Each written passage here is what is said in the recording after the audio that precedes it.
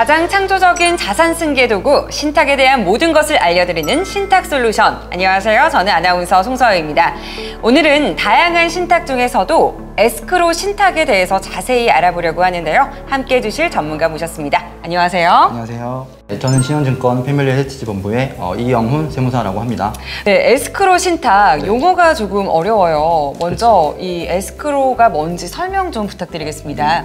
이 에스크로라고 하는 거는 어떤 금전이나 물품 같은 거래 등을 할 때 직접 당사자가 아니라 이제 제3자, 독립된 제3자가 중간에서 어떤 중개를 한다던가 결제를 해준다던가 이런 행위들을 할 수 있는데 이런 것들을 일컬어서 에스크로라는 말을 쓰고 있어요. 지금 이제 말씀해 주셨지만 그래도 이제 보시는 분들을 위해서 장점을 좀 간략하게 정리 좀 부탁드리겠습니다. 좀 간략히 장점을 말씀드리면 어떤 거래를 좀 신뢰성 있게 하고 싶다라는 측면이 있고 또 그 금액 대금 지급 결제를 좀 안정성 있게 또 신속하게 하기 위해서 이런 에스크로를 활용하고 있고요. 어떤 거래를 했는데 물품을 반환한다거나 제대로 배송이 안 된다거나 거래를 취소하고 환불하고 싶다거나 했을 때 이게 커뮤니케이션이 잘 안 돼서 느려지고 이런 경우가 상당히 많잖아요. 그런데 이런 에스크로 제도를 활용을 하면 바로 이제 환불이 되고 진행이 되는 이런 어떤 신속한 측면도 있기 때문에 또 그렇게 되면 거래 외형적으로 봤을 때도 굉장히 신뢰성 있게 되겠죠.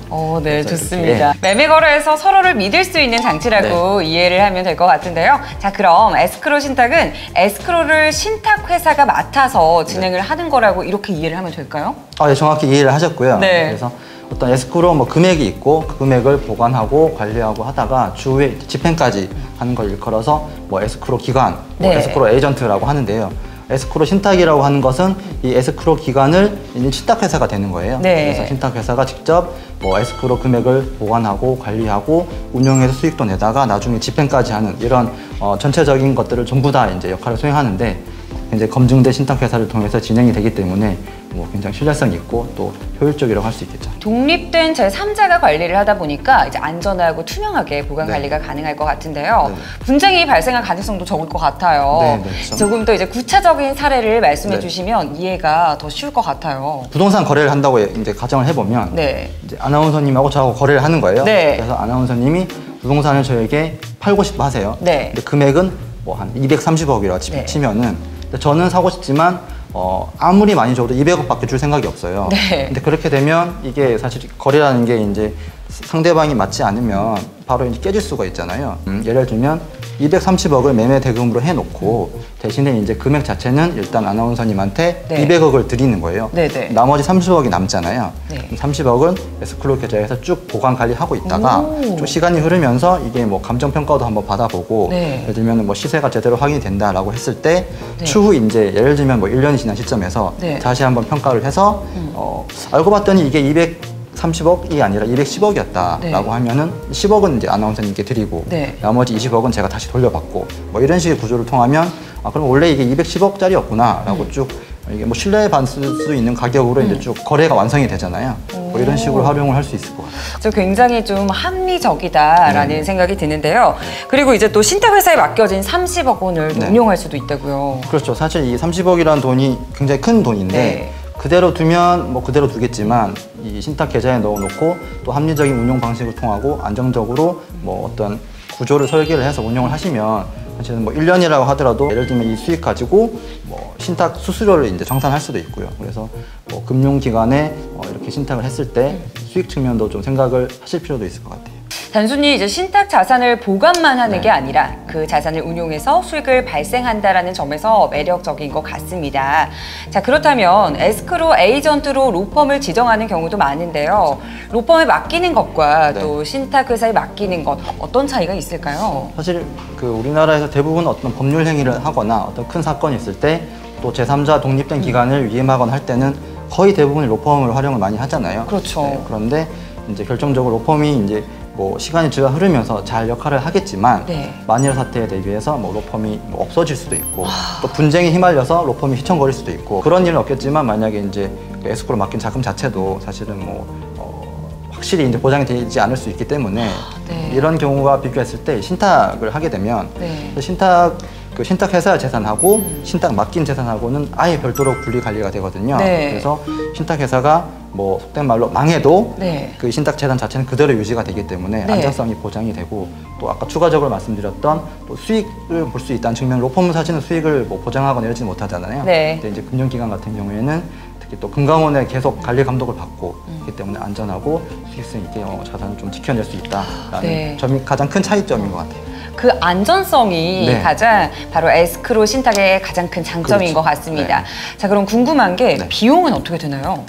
비용은 제가 딱 얼마입니다 말씀드릴 수는 없을 것 같고 또 각 신탁 회사마다 많이 상이할 수 있기 때문에 근데 에스크로 자체는 사실 구조가 그렇게 어렵지는 않아요. 그렇기 때문에 보수 비율이 크진 않고 일반 금융 뭐 신탁 비용 수수료 정도만 생각하시면 되실 것 같고 물론 이제 예치 기간이 길고 뭐 규모가 클수록 수수료율은 높아지겠지만 생각보다 이 에스크로 자체에 대한 보수는 생각보다 많이 낮다라고 생각하시면 될 것 같아요. 그럼 비용은 양측이 이제 다 부담을 해야 되는 건가요? 사실은 이 에스크로라는 게 상대방과 이제 거래를 어떤 뭐 중재하고 거래 자체를 이제 완성하기 위해서 하는 거기 때문에 쌍방에서 받는 게 일반적이긴 하거든요. 그런데 경우에 따라서는 내가 다 부담할게라고 했을 때 사실은 그 신탁 회사의 입장에서는 그게 가능하면 뭐 그렇게 하라라고 할 수도 있고, 사실 어느 A와 B가 있을 때 A는 에스크로를 원하지만 B는 원하지 않을 수 있잖아요. 그렇죠. 아니 나는 거래가 잘못될 위험이 전혀 없다. 나는 필요 없다. 수수료 내면서 이럴 경우에는 A가 이제 B 비용까지 부담을 해서 지급할 수도 있고, 그거는 이제 좀 유연성 있게 지급을 할 수 있습니다. 네, 잘 알겠습니다. 비용에 대해서는 사례들마다 다르기 때문에 조금 더 자세한 내용은 상담이 필요할 것 같고요. 그리고 뭐 이런 경우가 있죠. 또 부부가 이혼할 때 자녀에게 이미 증여된 자산을 안전하게 관리할 수 있는 방법으로도 에스크로 신탁이 활용될 수 있는 경우가 있는데, 자, 이렇게도 많이 이용이 되나요? 양 부모 중에서 어느 한쪽에서 자녀에게 우린 좀 미리 자녀에게 증여를 하겠다라고 해서 한 5억 원 정도를 미성년자인 아들에게 증여했다고 가정했을 때, 그러고 나서 이제 이혼을 한 거죠. 그렇게 되면 어느 한쪽에서 이제 양육권을 가질 텐데, 그러면 돈을 증여한 입장에서는 이제 이혼한 배우자가 그 자녀가 이제 준 5억 원을 마음대로 이렇게 이용할 수도 있잖아요. 그런 것은 이제 절대 이제 반대라고 생각하니까 신탁을 어떻게 풀 수 있냐라는 질문들을 많이 주시고 계세요. 정리하자면 뭐 이혼을 하고 재산 분할을 했는데 아빠 입장에서는 아들에게 증여했던 5억 원의 예금을 혹시나 엄마가 이제 본인을 위해서 쓰면 어떻게 하나 혹시나 이런 생각을 할 수 있을 것 같기도 하네요. 그래서 이런 질문이 정확히 이런 비슷한 사례를 질문했을 때 저희가 어떤 답변을 드렸냐면 신탁을 통해서 해결할 수 있습니다 말씀을 드렸고, 구체적으로 들어가 보면은 이제 자녀 명의로 이제 신탁 계약을 하게 되는데, 근데 이제 조건을 거는 거죠. 예를 들면 아직 미성년자이고 어리기 때문에 만 30세까지는 인출을 제한하도록 하고, 대신 뭐 불가피한 상황에서 인출하려면 양측 부모가 이제 합의한 동의서를 제출하거나 그거에 가름할 만한 합의된 자료를 줘야지만 인출이 가능하다라게끔 신탁 계약서에 이렇게 다 명시를 해놓거든요. 그렇게 되면 이러한 뭐 요건을 갖추지 못하면 30살까지는 절대 인출할 수가 없게 되는 거죠. 뭐 이렇게 구조를 짜게 되면 5억 원의 예금을 매우 안전하게 관리를 할 수 있을 것 같습니다. 그래서 사실 이러한 구조 자체는 신탁을 제외하고는 설계하기는 사실 불가능하고요. 현실적인 법제도 내에서. 그래서 뭐 좋은 측면일 수도 있는데 이런 걱정 포인트들을 대비해서 신탁을 많이 설정하고 계세요. 자, 신탁이 왜 가장 창조적인 자산 승계 도구인지 또 한번 알게 되는 것 같습니다. 방금 뭐 말씀드린 사례에도 그렇고 뭐 여러 가지 이제 우리 현실 세계에서 일어날 수 있는 뭐 갈등들, 뭐 그런 걱정거리들을 어느 정도는 신탁을 통해서 약간 통제를 하면서 반강제적으로 해결할 수 있는 부분들이 분명히 있기 때문에 신탁이라는 제도 자체를, 특히 에스크로 신탁 자체도 좀 많이 고민들 해보시고 공부도 많이 해보셨으면 좋을 것 같습니다. 자, 오늘은 전문성이 있고 독립적인 신탁회사에 의한 에스크로 신탁에 대해 알아봤는데요. 미국처럼 국내에도 활성화가 됐으면 좋겠어요. 몇 년 이내는 좀 많이 대중화가 되지 않을까. 저도 좀 기대를 해보도록 하겠습니다. 알면 알수록 활용 가능성이 무궁무진한 신탁 이야기, 오늘은 여기서 마치겠고요. 전화번호 02에 그리고 2004번에 9006번으로 전화 주시면 언제든지 친절하게 상담해 드리도록 하겠습니다. 자, 좋아요와 구독 그리고 알림 설정은 필수고요. 댓글 남겨주시면 전문가가 친절하게 상담해 드리도록 하겠습니다. 오늘 영상 끝까지 봐주셔서 고맙습니다. 감사합니다. 오늘의 신탁 팁. 에스크로 신탁. 독립된 제3자의 재산 보관 및 집행 가능. 신탁회사는 부도가 나도 신탁 재산에는 영향이 없음. 담보금액의 운용 수익도 보장.